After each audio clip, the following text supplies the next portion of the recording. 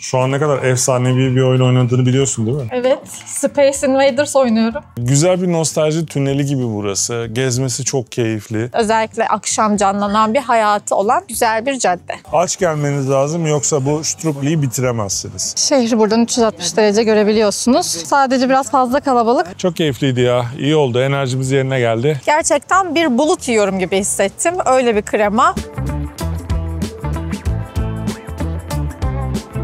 Herkese selam. Merhaba. Hatta zdravo. Zdravo. Çünkü biz bugün Hırvatistan'ın başkenti Zagreb'e geldik. Evet. Burada da yiyecek çok farklı şeyler var. Görecek çok farklı şeyler var. O zaman vakit kaybetmeden başlayalım. Hadi başlayalım.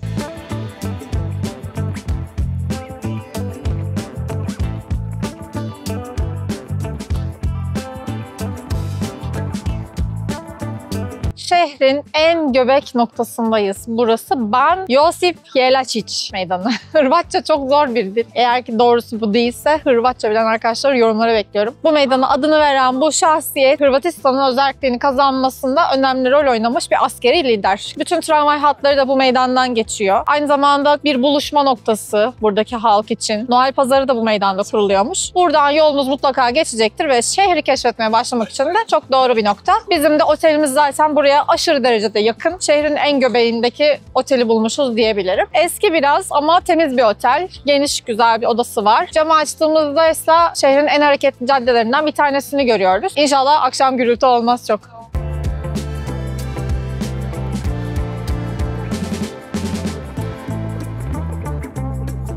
Bu sefer her zamankinden farklı olarak Cuma akşamı işten çıktık, uçağa atladık ve geldik. Dolayısıyla kapakta bir gün gibi göreceksiniz ama böyle şeydi gibi düşünün. Akşamdan diğer akşama gibi.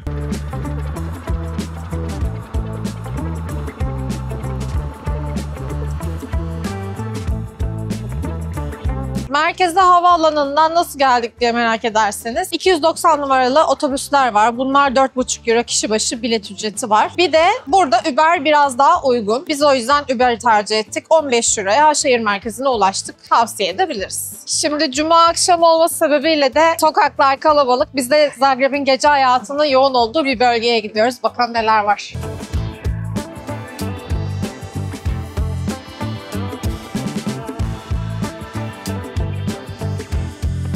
Normalde Zagreb halkının sebzesini, meyvesini aldığı Dolaç marketteyiz ve Cuma akşamları burası bir açık hava barına dönüşüyormuş adeta. Şu anda şehrin kalbi burada atıyor. İnsanlar akın akın buraya geliyor. DJ müziklerini çalıyor. Yemek standları kurulmuş. İçecekler de var. Çok kalabalık ve enerjisi yüksek bir ortam. Hadi gelin biz de biraz dolaşalım.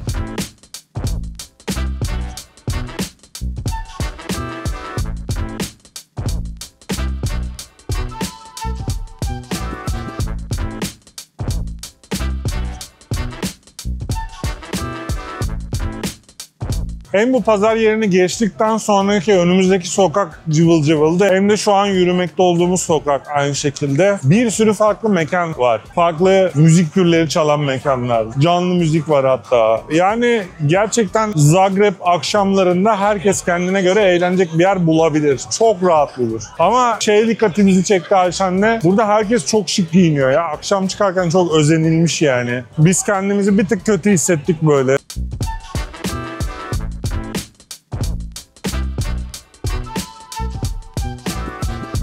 Biz de mekanlardan bir tanesine girdik. 16 çeşit fıçı birası olan bir yermiş burası ama biz gidip şişe bira aldık. Ama neden diyeceksiniz? Bizi ilk videomuzdan beri izliyorsanız bilirsiniz. Brüksel'de denediğimiz Lindemans diye bir bira vardı. Burada da onun yaban mersinli frambuazlı seçenekleri vardı. Onlardan alalım, deneyelim istedik. Güzel, keyifli bir yer.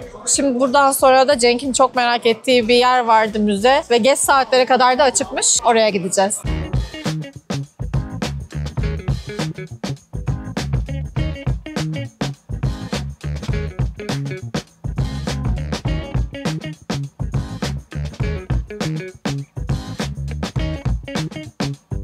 Çok merak ettiğim bir yer, Video Oyunları Müzesi'ne geldik. Gezmeye 70'lerden başladık. Buradaki oyunlar bile acayip heyecanlandırdı bizi. Bakalım neler var başka.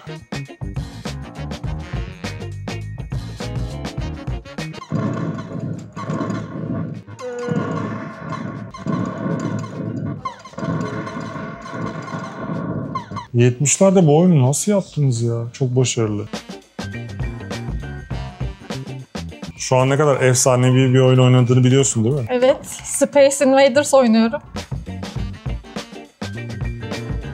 Müzenin giriş ücreti 15 euro. Eğer Zagreb kartınız varsa %10 indirim yapıyorlar. Zagreb karttan daha sonra bahsedeceğiz. Gördüğünüz bütün oyunları oynayabiliyorsunuz bu arada. Bu arcade makinesi şeklinde olanları. Onun haricinde tabii ki eski bilgisayarlar, işte farklı oyun makineleri, çok güzel şeyler var. Hatta yani burada Tennis for Two'nun bir replikasını bile gördük ki video oyun dünyasının geçmişini bilenler onun nasıl bir efsane olduğunu iyi bilir.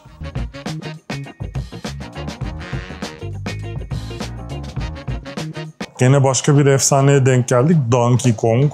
Ayşen şu anda canavar maymunun aşağı attığı şeylerden kaçarak yukarı çıkmaya çalışıyor.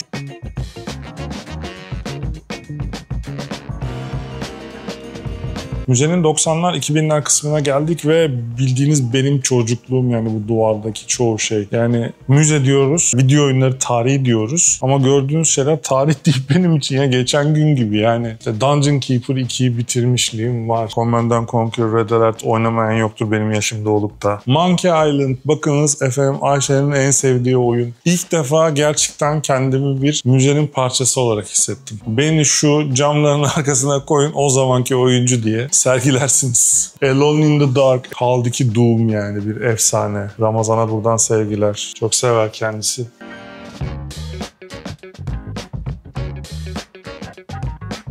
Çok güzel ya. Yani benim yaşımda olanlar, bilgisayar oyunlarına meraklı olanlar o yıllarda şu an oynamıyor olsalar bile bu müzeye geldiklerinde bayağı çocukluklarına ışınlanacaklar, öyle söyleyeyim.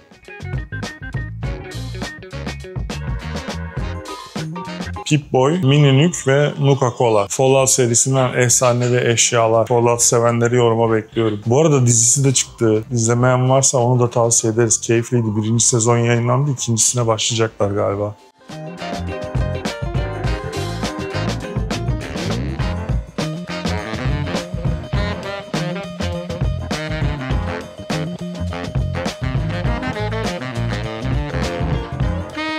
Dün akşamki pazarın hedef kitlesi sabah tamamen değişmiş. Şimdi Zagreb'in yaşça biraz daha büyük yerel halkı buradan haftalık pazar alışverişini yapıyor.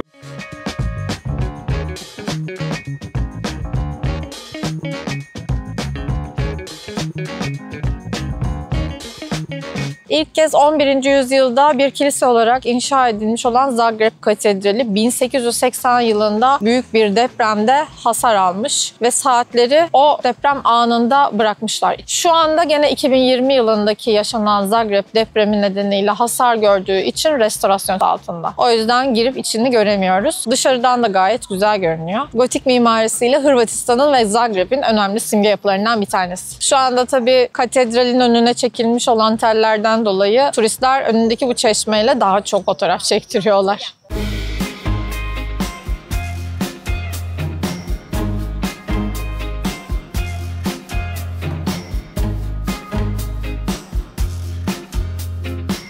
Zagreb'in dört bir tarafında çok güzel duvar resimleri var. Bu da aşağı yukarı en meşhuru diyebiliriz. Çocukken benim en sevdiğim kitaplardan bir tanesiydi Gulliver'in Gezileri. Bu güzel duvar resmi bir manastırın yanındaki Opatavina Parkı'nda bulunuyor. Zagrebliler burası şehrin içerisinde küçük ama güzel bir dinlenme alanı olarak tarif etmişler. Belki şehri gezerken siz de soluklanmak isteyebilirsiniz.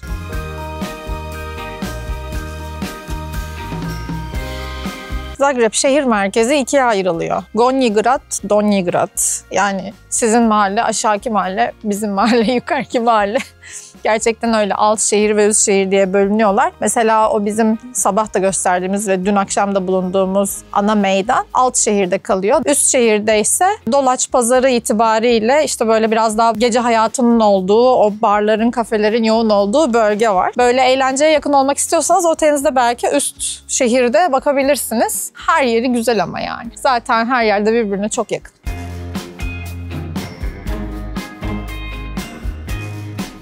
Gornji Grad'daki bu 500 metre uzunluğundaki cadde Ivana Kalčiča. Biraz önce bahsettiğim işte kafeleri, sanat atölyeleri, özellikle akşam canlanan bir hayatı olan güzel bir cadde. Bu caddeye gelerek gözünüze kestiğiniz güzel bir yerde vakit geçirebilirsiniz.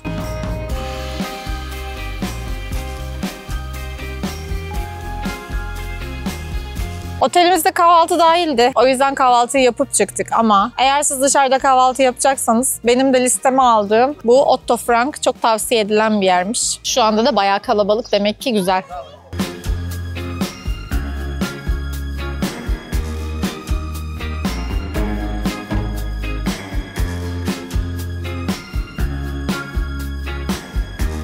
Zagreb 80'ler Müzesi son zamanlarda geldiğimiz en ilginç müzelerden bir tanesi. Kendilerini tanımlarken şöyle söylüyorlar. Böyle cam mekan yok, bütün nesneler ortada, herhangi bir rehber de yok. Tamamen 80'lerdeki bir Yugoslavya evini kendi başınıza keşfedebiliyorsunuz. Her şeye dokunabiliyorsunuz, her şeyle oynayabiliyorsunuz, kıyafetleri giyebiliyorsunuz, aksesuarları takabiliyorsunuz, eşyaları kurcalayabiliyorsunuz falan. Gerçekten çok güzel bir deneyim. Salonda bir piyano var mesela. Çalmayı başarabilirseniz onu çalabilirsiniz.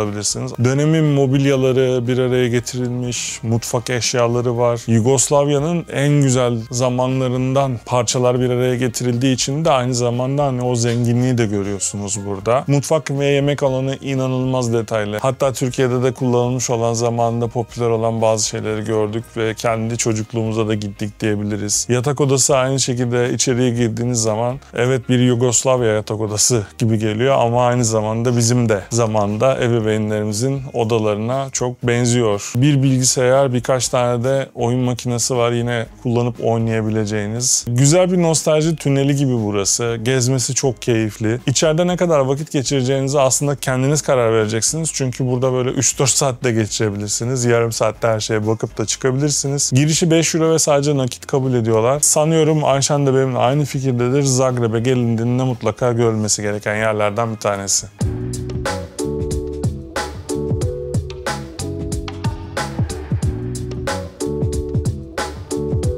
1200'lü yıllarda inşa edilmiş şehrin savunma sisteminin bir parçası olan ama günümüze kalmış olan tek ortaçağ kapısı bu kapı. Ve 1731 yılında şehirde gerçekleşmiş olan korkunç bir yangında her şey yanıp kül olurken sadece buradaki Meryem Ana ve İsa ikonası kalabilmiş yangından. Bunu da halk bir mucize olarak kabul etmiş ve burayı bir şapel haline getirmişler. Duvarlara ziyaretçiler tarafından şükran duygularını belirten plakalar asılmış, mumlar yakılıyor ve burada dua ediliyor.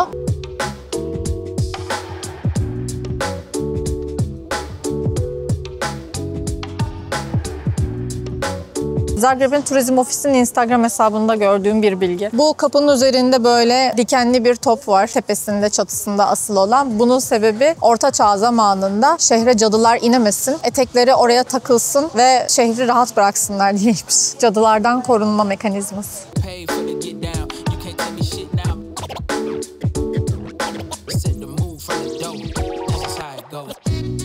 Müthiş bir kalabalık ve bir sürü rehberle beraber önünde dikildiğimiz kilise Aziz Mark Kilisesi. Üzerinde Hırvatistan'ın ve Zagreb şehrinin armalarını taşıyor. Dolayısıyla bir anlamda da şehrin simgesi gibi. Zaten Zagreb yazdığınızda Google görsellerde ilk karşınıza çıkacak binalardan bir tanesi. 2020'deki depremde zarar görmüş burası da. 2023 yılında da restorasyon tamamlanmış ve yeniden ibadete açılmış. Fakat yine bir restorasyon çalışması varmış. O yüzden içeri giremedik. Yine de en azından dışarıdan meşhur renkli çatısını görme şansımız oldu.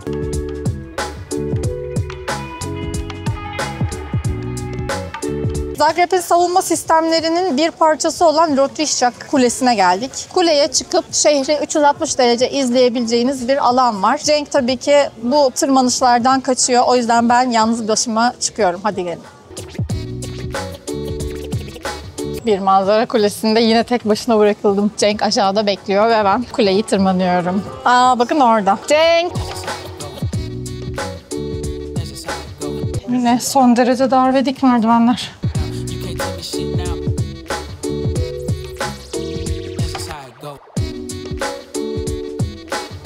Güzel manzaralar izlemek için buraya çıkılabilir. 3 euro bir bilet ücreti var ve Zagreb karta dahil değilmiş. Şehri buradan 360 derece görebiliyorsunuz. Sadece biraz fazla kalabalık ve sıkışma tehlikesi var gibi. Ama güzel manzaralar evet. Şimdi inme zamanı. Bu arada bu kulenin ikinci katından her gün saat 12'de bir top atışı yapılıyor. Şimdi saat 12'ye 5 var zaten aşağıdan. Onu izleyeceğiz. Atılacak olan top da burada ve bu abi de atacak.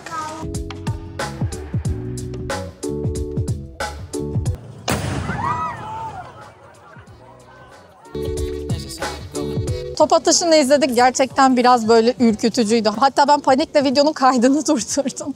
Neyse ki Cenk de eş zamanlı çektiği için elimizde görüntüler var. Sonrasında herkes coşkuyla alkışladı ve topu ateşleyen abiye el salladı. Biz kendisini yukarıda görmüştük. Bu top atışının aslında Osmanlı'yla da bir bağlantısı var. 15. 16. yüzyıllarda Osmanlı buralara geldiğinde o top yanlışlıkla gecenin bir köründe ateşlenmiş ve komutan Sinan Paşa'yı korkutarak geri çekilmelerine sebep olmuş. O yüzden de şehir için önemliymiş. Aynı zamanda burada bir finiküler var. Bakım çalışması devam ediyormuş. O yüzden şu an kullanımda değil.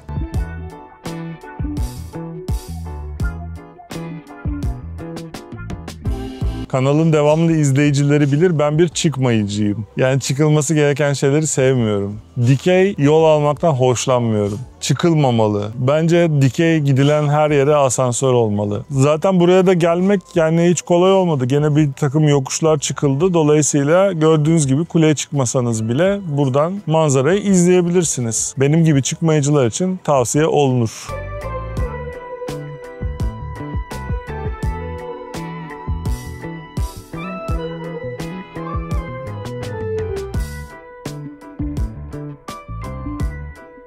Geleneksel bir Hırvat yemeği olan štrukli'yi denemek için La Štruk adında bir restorana geldik. Burası ile ilgili iki koşul var. Bir, rezervasyon yaptırmanız lazım yoksa çok uzun bir süre beklersiniz. İkincisi, aç gelmeniz lazım yoksa bu štrukli'yi bitiremezsiniz. İki tane çeşidi vardı. Bir tanesi fırında pişiyor, öbürü neyde pişiyor çok anlamadık ama ikisinden de söyledik. Hamur ve köy peynirinden oluşuyor. Lazanya gibi düşünebilirsiniz ama lazanyadan daha fazla pişirilen bir hamur. Su böreğine de benziyor diyebiliriz. Tam konumlandıramadığımız bir hamur kıvamı var. Evet, lezzetli, denenebilir ama bir daha buraya bunu yemek için mutlaka gelelim falan diyeceğim bir şey mi? Hayır. Ama tabii buraya özel bir şey olduğu için ve biz de gittiğimiz yerlerin yemeklerini denemeyi sevdiğimiz için buraya gelmeden olmazdı.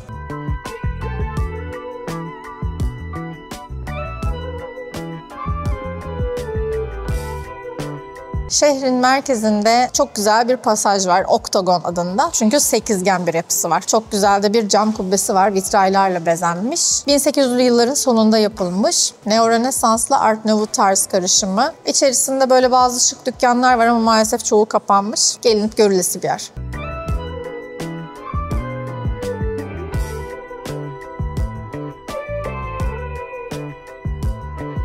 Pasajdan çıkar çıkmaz geldiğimiz bu meydan halk arasında Çiçek Meydanı deniyormuş. Çünkü burada böyle bazı çiçek satıcıları var. Ama asıl adı Peter Preradović Meydanı. Bir general ve şair, değişik bir karma. Kendisinin de bir güzel heykeli var bu meydanda. Aynı zamanda bir kilise mevcut. Tatlı, yine sosyal yaşamın aktığı güzel bir meydan.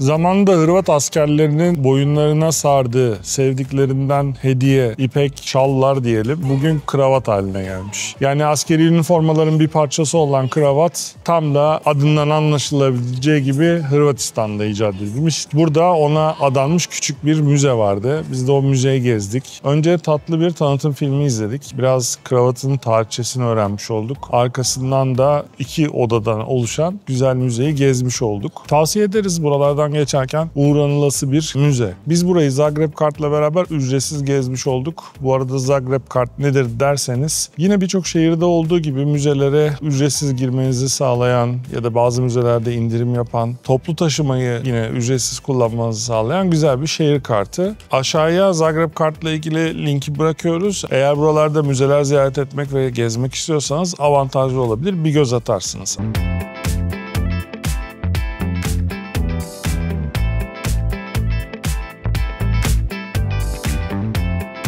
Buraların pastanesi Vinçek dediler. Biz de buraya geldik. Güzel tatlıları var bir tane böyle. Zagreb usulü kremalı bir şey. Gerçekten bir bulut yiyorum gibi hissettim. Öyle bir krema. Altında milföy var ama hani olsun diye koymuşlar. Bol kremalı, ben severim böyle şeyleri. Dondurması da çok güzel diye övülüyordu. Ondan da denedik. 2 top dondurma, 1 tatlı, 2 de kahve, 10 euro ödedik. Gayet lezzetliydi.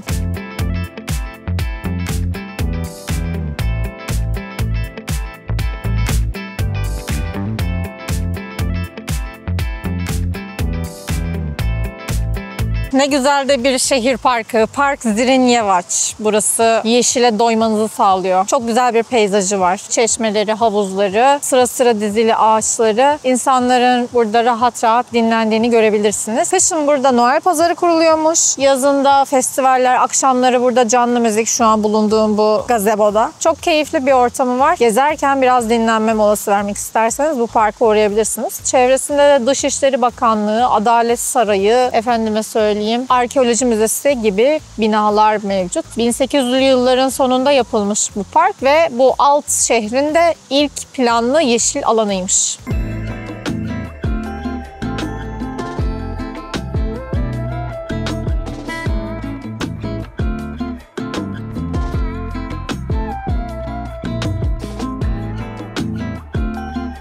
Zagreb gezmesi kolay bir şehir, küçük bir şehir ve benim sevdiğim şeylerden bir tanesi de farklı farklı konseptlerde normalde karşımıza çıkmayan türden müzeler olması ve biz de gene o müzelerden bir tanesi olan Çikolata Müzesi'ne geldik. Aynı zamanda çikolata tadımı yapabilecek olmamız da buradaki motivasyonlarımızdan bir tanesi olabilir. Bilet yerine bize verdikleri bu bir tadım kutusu. Üzerindeki simgelere göre sırayla gezdiğimiz noktalarda buradaki kutucuğa karşılık gelen şeyi tatmamızı istiyorlar. Şimdi başlayalım.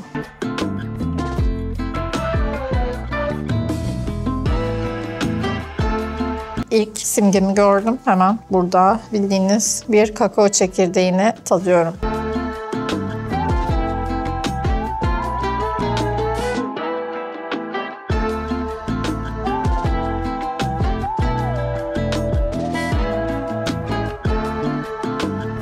İlk yediğim sadece fermente edilmiş ve kurutulmuş kakao çekirdeğiydi. Şimdi onun ezme yapılmış halini yiyorum. Teknik olarak %100 bitter yani ve acı. Bak, bıyıklılar için kupa yapmışlar. Bıyığın değmesin diye yeri var. Şimdi sırada Belçika çikolatası varmış. %80 kakaodan oluşan. Kuzey Afrika kakaosuyla yapılmış. Bu çok güzel. Sonunda çikolata gibi çikolata.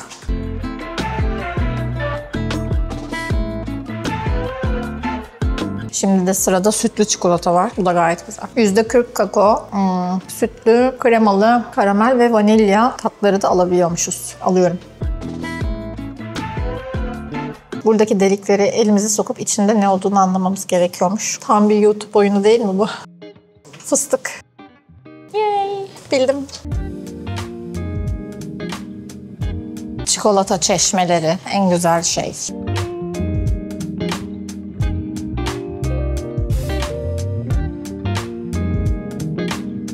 Sonuncuya geldik şimdi de. Ruby Chocolate. Bu Brezilya'dan gelen bir pembe renkli kakao çekirdeğinden yapılmış.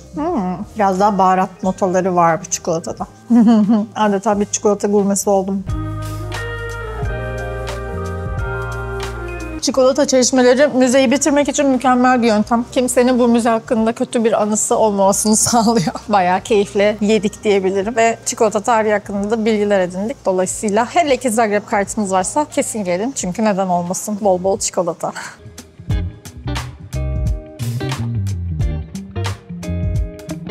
Biraz dinlenmeye ihtiyacımız vardı. Daha önceden listeye eklediğimiz bir bar da çok yakınımızdaydı. Hemen geldik. Canlı DJ çalıyor içeride. Keyifli. Müzikleri çok beğendik. 2 tane kokteyl söyledik. Ben Old Fashioned Bourbon söyledim. Evet, Bourbon. Bourbon diye okunmuyor. Ayşen de favorilerinden Espresso Martini. Çok keyifliydi ya. İyi oldu. Enerjimiz yerine geldi. Şimdi gezmeye devam.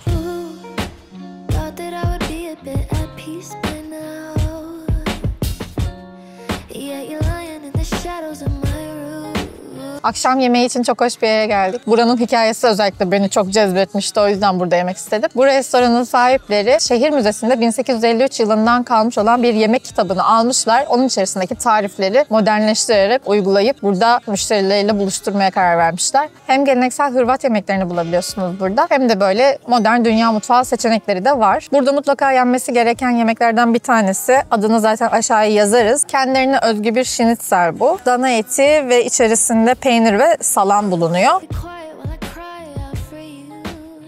Çok başarılı, gayet lezzetli. Çok değişik bir tat değil, lezzet değil. Benzer bir lezzet daha önce yediğim Cordon Bleu'lara. Farkı şekli zannedersem. Bir de kullanılan peynir olabilir. Farklı farklı yancılar söyledik. Tatlı patates ve kroketimiz var. Cenk de kendine çok güzel bir steak söyledi. Sözü ona vermeden önce şimdi bir şarabımdan da bahsetmek istiyorum. Dubrovnik bölgesinde bir aile işletmesinin ürettiği bir şarapmış. Meyve notaları çok baskın ve yumuşak içimli. Bu yemekle de çok iyi gideceğini söyledi garsonumuz. Son derece ilgililer bu arada. Tavsiyelerini sorarsanız memnun kalacağınızı düşünüyorum. Ben de aslında benden beklenecek bir tercih yaptım. Flank steak söyledim. Bu dry aged bir Black Angus. Medium rare söyledim. Az orta. Bakalım nasıl pişmiş. Önce onu görmek isterim. Az ortadan biraz daha fazla pişmiş. Küçük bir eleştirimiz olsun burada da. Tadını da merak ediyorum. Aradığımız pembeliği bulamadık ama içi kesinlikle medium rare derecesinde sulu. Güzel yağlı bir biftek. İyi de pişirildiği zaman ağızda dağılıyor, eriyor, gidiyor. Et sevenlere kesinlikle tavsiye ederim.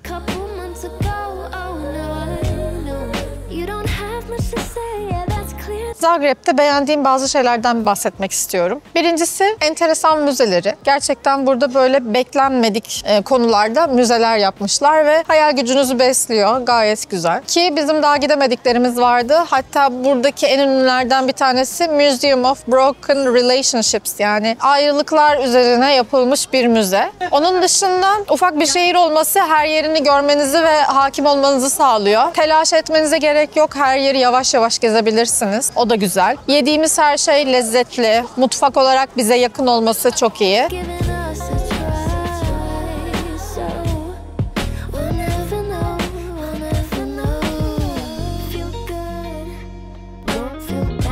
Böylece Zagreb videomuzun da sonuna geldik. Buraya kadar izlediğiniz için çok teşekkürler. O zaman hatırlatmalar da bana kaldı. Videoyu beğenmeyi, abone olmayı, bir de arkadaşlarınızla paylaşmayı unutmayın. Aşağıda yorumlarınızı bekliyoruz. Kendinize iyi bakın. Bir sonraki videoda görüşürüz. Bay bay.